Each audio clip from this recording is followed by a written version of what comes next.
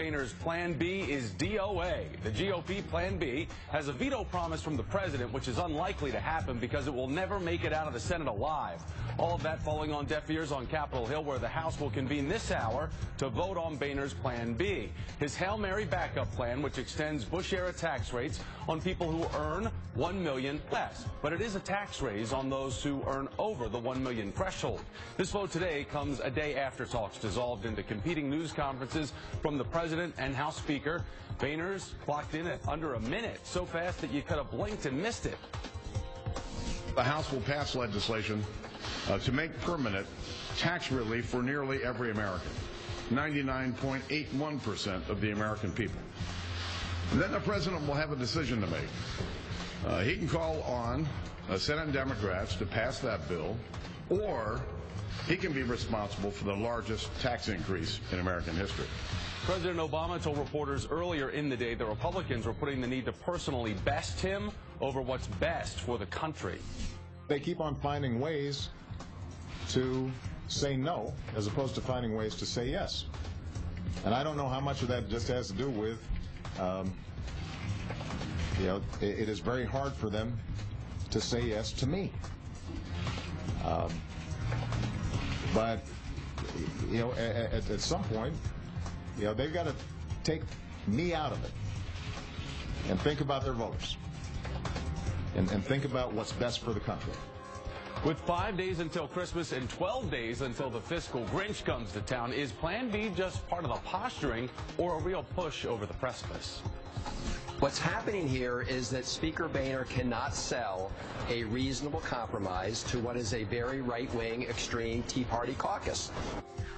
Clearly, the Republicans know that what they're doing today is simply a waste of time. This is the lamest of Congresses. Hopefully, all of us are hoping that Speaker Boehner and President Obama are talking more behind the scenes than we know.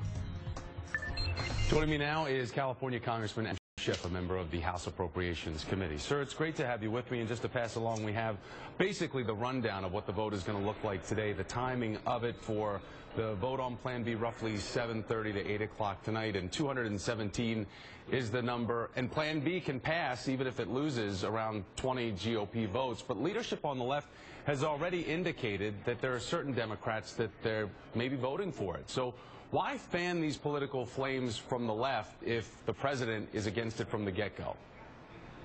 Well, I think it's really a complete waste of time, and I don't know why the Speaker is bringing this forward. If it had the merit of at least giving his members some political cover so that he could bring them a harder deal later, I would say fine. But I don't see how it accomplishes that. It certainly doesn't add to any pressure on the president. It's going nowhere in the Senate. So it's not going to increase his bargaining position, and if it doesn't increase his leverage within his own conference, we're just wasting time. And that's a shame because we don't have much time left. We really need to get to yes. We need to avoid going over the cliff. But I think this is a very unproductive sideshow, frankly. As you bring up leverage within his own conference, and NBC's First Read is reporting that the big problem for Speaker Boehner in these negotiations is still revenue. First Read also suggesting that John Boehner would agree if the White House got closer to the $1 trillion mark. Is that something that you could agree to? Because a lot of people think that the final area is going to be $1.2 trillion.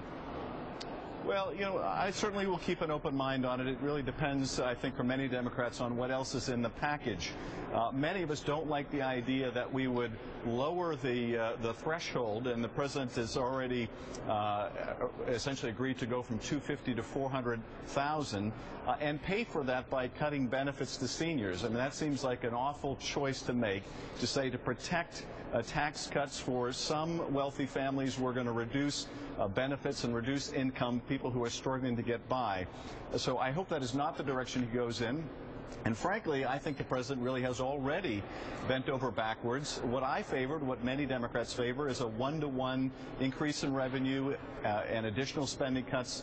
But we are now talking about $1.2 trillion in additional cuts on top of $1 trillion in cuts we agreed to in the Budget Control Act.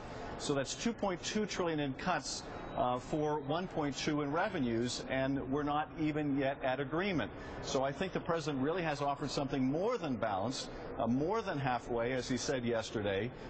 And I think what it really will take is the Speaker bringing a bipartisan proposal to the House, not simply relying on a majority of his own members, because with those Tea Party caucus members, he's just not going to be able to bring them along. Again, just as a reminder, 7:30 tonight, Plan B will get the vote there on the floor. But something this afternoon, sir, that's coming up is Vice President Joe Biden holding his first meeting of the administration's new gun task force. I want to show everybody this new CNN ORC poll showing the majority of Americans are in favor of some sort of restrictions to gun ownership at 37%, major restrictions, minor restrictions 33%. Only 13% of the country think that there should be no restrictions at all. I want to remind everybody, though, how the president addressed this issue yesterday at a news conference.